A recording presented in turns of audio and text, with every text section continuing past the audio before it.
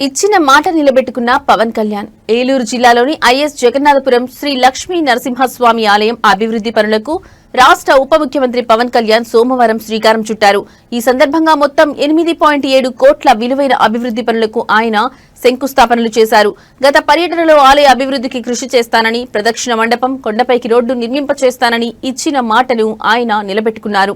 ఆలయ అభివృద్ధి అంశాన్ని మంత్రివర్గం దృష్టికి తీసుకువెళ్లి ముఖ్యమంత్రి చంద్రబాబు నాయుడు, దేవాదాయ శాఖ మంత్రి ఆనం రామనారాయణ రెడ్డిని కోరి 8.7 కోట్ల నిధులు మంజూరు చేయించారు. అదనంగా ఆలయ విస్తరణ, అనుబంధ అభివృద్ధి పనుల కోసం 30 ఎకరాల భూమిని ప్రభుత్వం నుంచి ఇప్పించి దానికి సంబంధించిన పత్రాలను ఆలయ అధికారులకు అందజేశారు.